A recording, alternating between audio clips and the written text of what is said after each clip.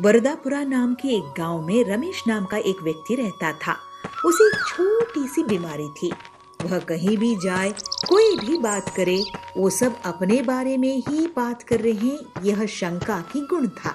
इस वजह से कोई भी उसके पास नहीं जाता था। वो भी कहीं पे भी आराम से जिंदगी गुजार नहीं सकता था। एक बार उस गांव की मंदिर में एक स्वामी जी आते हैं। उनकी दर्शन लेने के लिए गांव के सारे लोग जाते थे। इसी तरह रमेश भी अपनी इस शक की बीमारी की कोई इलाज मिलेगा यह सोच के उस स्वामी जी के पास जाता है। स्वामी, मैं कहीं भी जाऊं, चाहे कोई भी कुछ भी बात कर ले, ऐसा लगता है कि वो मेरे बारे में ही बात कर रहे हैं। किसी के भी साथ आराम से जीने के लिए मुझसे नहीं हो पा रहा है, कह के अपना दुख बांट लेता है। तो वो ऋषि एक प्याले में पानी भर के उसके हाथ में रख देते हैं। तब ऋषि कहते हैं, बेटा, तुम इस भरे हुए प्याले को हाथ में पकड़ के जो कोई भी तुम्हारे बारे में बात करता है उनके पास होके आओ, लेकिन इस प्याले से एक बूंद भी बाहर नहीं टपकनी चाहिए, कह के भेज देते हैं। उसी प्रकार रमेश अपने हाथ में भरी हुई प्याली को लेके एक भी बूंद बाहर छलकने के बिना अपने बारे में जो कोई बात करता है उन सब के इर्द गिर्द एक चक्कर लगा के फिर से स्वामी जी के पास आके बैठ जाता है। स्वामी जी उससे कहते हैं, अब बोलो, किस किस ने तुम्हारे बारे में बात किया? कह के पूछते हैं। तो रमेश कहता है, कहाँ स्वामी जी, हाथ में इस प्याले को पकड़ के, और वो भी एक भी बूंद चल के बिना वापस आपके पास आने तक मैंने बहुत साहस किया है। ऐसी हालत में किस किस ने मेरे बारे में क्या क्या बात की, इसके ऊपर कहाँ से मैं ध्यान दूं? कह के पूछता है। उसको स्वामी जी कहते हैं, देखा बेटा, अगर तू अपने आप अपने काम करते हुए श्रद्धा से आगे चलते जाओगे तो तुम्हारे आसपास चाहे कोई भी कुछ भी बात कर ले, कुछ भी कर ले, तुम्हारा ध्यान उस तरफ नहीं भटकेगा। अब जाओ, आज से तुम्हारी बीमारी दूर हो गई है, कह के आशीर्वाद देके भेज देते हैं। उस दिन से रमेश अपने बारे में, अपने लक्ष्य के बारे में मात्र चिंता करते हुए मेहनत करके काम करने लगा। सबके साथ प्यार से मिलजुल के रहने लगा। हम इधर उधर की बातों पे अपनी ध्यान भटकने न देते हुए सिर्फ अपनी काम पे ध्यान देंगे तो कभी न कभी हम जरूर कामयाब होंगे। माधोपुर नाम के एक गांव में श्यामदेव नाम का एक व्यापारी था। वो पैदाइशी रईस था और अपने नीचे काम करने वालों को जानवर से भी बदतर देखता था। अगर कोई उसको ठगा है ये मालूम पड़ता है तो कम से कम उसकी पूछताछ भी नहीं करता। अपने पास जो 20 शिकारी कुत्ते थे उनको उनके ऊपर छोड़ के सता सता के कटवा कटवा के मारता था। रामदेव के पास सुखदेव नाम का गुमास्त काम करता था। करीब 20 साल से उसके पास वो बहुत ईमानदारी से काम करता था। श्यामदेव के सारे हिसाब किताब सुखदेव अकेला संभालता था, मगर कभी भी हिसाब किताब में छोटी सी भी गलतियां नहीं हुई थी। इस बार साल भर की हिसाब किताब का लेखा जोखा करते हुए श्यामदेव, ये क्या है सुखदेव, हिसाब किताब में 10,000 का डिफरेंस आ रहा है, क्या हुआ है तुम्हें? क्या किया उन पैसों का? यह सुन के घबराते हुए सुखदेव, माफ कीजिए मालिक, हिसाब किताब में कुछ ऊंच नीच हुआ होगा, एक और बार मैं लेखा जोखा करके देखता हूँ, कहता है। उसको सुनते ही गुस्से से श्यामदेव, अरे गुलाम मुंशी, तुम्हारा कहना है कि मैंने हिसाब में गलत सलत किया है? कहते हुए उसकी सफाई भी न सुनते हुए अपने नौकरों को बुला के, अरे इस बुड्ढे को हमारे शिकारी कुत्तों को खिला दो, कह के हुक्म देता है। नौकर सुखदेव को खींच के ले जाते हुए सुखदेव, मालिक आप भले ही मुझे अपने शिकारी कुत्तों को खिला दो, मगर मरने से पहले मेरे अंतिम इच्छा तो पूछो। आपके पास मैंने इतने साल काम किया है, कृपया मेरी आखिरी इच्छा पूरी कर दो, कहते हुए जोर जोर से चिल्लाते भीख मांगता है। उसकी पुकार को सुनते हुए श्यामदेव, बोलो क्या है तुम्हारी आखिरी इच्छा, कह के पूछता है। तो सुखदेव, 30 दिनों तक इन कुत्तों को मैं पालूंगा, कहता है। उसकी बात सुन के वहाँ के हर इंसान जोर जोर से हंसता है। शामदेव आश्चर्य से, तुम्हारे दिमाग तो ठीक है। जिस कुत्ते के मुंह से चबाए जाने वाले हो उसी कुत्तों का सेवा करोगे? कहता है। तो सुखदेव ये कहता है।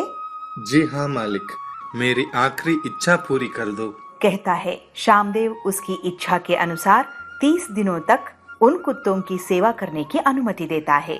उन 30 दिनों तक सुखदेव बहुत प्यार से, श्रद्धा से उन कुत्तों को खाना खिलाता है, नहलाता है और उनकी पालन करता है। 30 दिनों के बाद शामदेव उन कुत्तों को सुखदेव के ऊपर छोड़ने पर वो सारे कुत्ते अपने मालिक के पास आने की खुशी में सुखदेव के पैरों को चाटते हैं और अपनी प्यार जताते हैं। इसको देख के वहाँ के सारे लोग आश्चर्यचकित रह जाते हैं। शामदेव को सर से पैर तक पूरा गुस्सा चढ़ता है।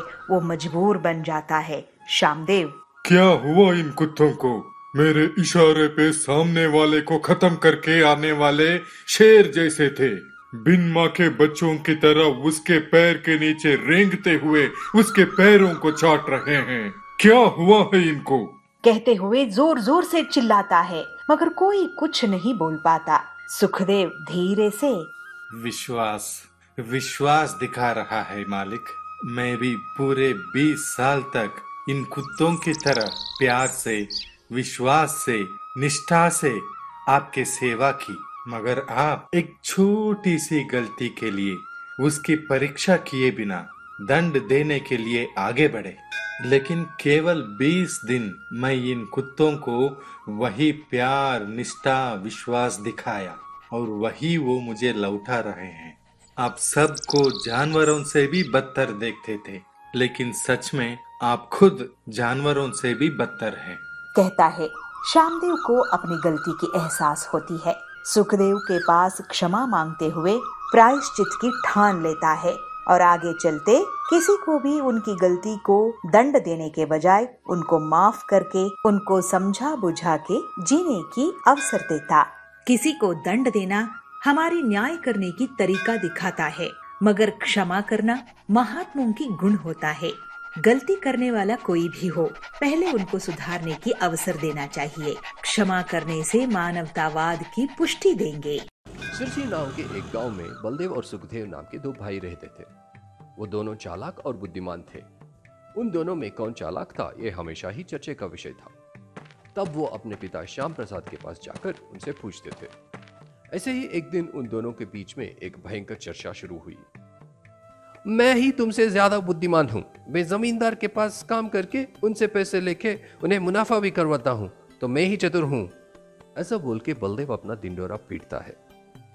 ये सुन के सुखदेव उसी जमींदार के घर में अपने चालाकी से उनके गायों के साथ मैं अपने गायों को भी चारा खिलाता हूँ, बिना कुछ खर्चे के मैं भी मुनाफा कर रहा हूँ, तो मैं भी चतुर निकला ना। ऐसे उन दोनों के बीच में कौन ज्यादा चालाक है, इसकी चर्चा जोर से हो रही थी। तभी बलदेव ने कहा, अच्छा चलो इस बात का निर्णय हम पापा से लेते हैं। यह कह के वो दोनों श्याम प्रसाद के पास आते हैं और पूरा किस्सा सुनाते हैं। उनकी बातें सुनकर श्याम प्रसाद बोले, बच्चों, यहाँ आप दोनों बुद्धिमान हो। एक तरफ बलदेव अपने परिश्रम से खुद मुनाफा कमा के जमींदार को भी मुनाफा करवा रहा है, तो दूसरी तरफ तुम्हारा भाई सुखदेव भी अपने दिमाग से अपने गायों को चारा का मुनाफा करवा रहा है। तो इस तरह मेरे हिसाब में तुम दोनों ही बुद्धिमान हो। पिता के इस निर्णय से बलदेव और सुखदेव खुश नहीं थे। इसे समझकर श्याम प्रसाद इस चर्चा को खत्म करने के लिए बोले, देखो बच्चों, तुम दोनों में कौन ज्यादा बुद्धिमान है यह फैसला करेंगे। मेरा एक दोस्त है और उसके लिए कम समय में एक सस्ता और टिकाऊ घर बनाना है। मैं तुम दोनों को एक एक जगह दूंगा। अपना दिमाग लगाकर और अपनी चतुराई से जो कोई भी एक घर जल्दी बना के देगा वही बुद्धिमान माना जाएगा। ये बोलकर उन दोनों को भेज दिया। इसे सुन के अगले दिन से ही बलदेव और सुखदेव घर बनाने के काम पे लग गए। बलदेव थोड़े पैसे खर्च करके और कम मजदूरों की सहायता से पैसे बचा के एक छोटा सा घर बनाया। दूसरी तरफ सुखदेव ज्यादा पैसा खर्चा करके अच्छी सामग्री और अच्छे मजदूरों के साथ सहायता से एक मजबूत घर बनाया। घर बनाने के बाद दोनों भाई अपने पिता के पास गए। तब बलदेव ने कहा, पिताजी, तुम दूसरों से पूछ के देखो, मैंने अपना दिमाग लगा के घर बनाने में खर्चा कम करके पैसा बचाया है। मैंने दुगना मुनाफा करवाया है। तभी सुखदेव ने कहा, पिताजी, मैंने सारा पैसा खर्चा करके सभी अच्छी चीजें लेकर और सही मजदूरों की सहायता से एक पक्का घर बनाया है जो लंबे समय तक टिकेगा। इस प्रकार से मैंने ही आपका मुनाफा करवाया है, तो मुझे इसका बराबर का हिस्सा मिलना चाहिए। उन दोनों की बात सुनकर श्याम प्रसाद बोले, बेटा बलदेव, काम से पहले उसका मुनाफा और नुकसान देखना तुम्हारी चतुराई है। बेटा सुखदेव, दिए हुआ काम को मन लगाकर श्रद्धा से उसे खत्म करके उससे मुनाफा कमाना तुम्हारी चतुराई है। मैं अभी यही बोलूंगा कि आप दोनों ही बुद्धिमान हो। मेरे नजर में आप दोनों ही बराबर हो। लेकिन पिताजी के इस फैसले से बलदेव खुश नहीं था। तब श्याम प्रसाद बोले, तो मैं आपको पुरस्कार के तौर पर तुम्हें तुम्हारा घर और उसको बनाने के लिए जो पैसा खर्चा हुआ वो भी तुम्हें दूंगा। यह सुन के बलदेव काफी उदास हो गया। तब श्याम प्रसाद बोले, बेटा बलदेव, बुद्धि भगवान के देन होती है और सबको प्राप्त होती है। कब कहाँ कैसा उसका प्रयोग करना है समझने वाला ही असल में बुद्धिमान होता है। तुम्हारी चतुराई से कमाया हुआ मुनाफा नुकसान है, लेकिन सुखदेव का सच्चा और परिश्रम वाला मीठा नुकसान उसका असली मुनाफा है। पिताजी की इन बातों से बलदेव को अपनी गलती का एहसास हो गया और उस दिन से वो अपनी बुद्धि को सोच समझकर उपयोग करने लगा। सुखदेव को भी अपने घमंड का एहसास होता है और उस दिन से सीधा साधा जीने लगता है। बुद्धिमान वही होता है जो अपने चतुराई से अपने और दूसरों की सहायता करता है।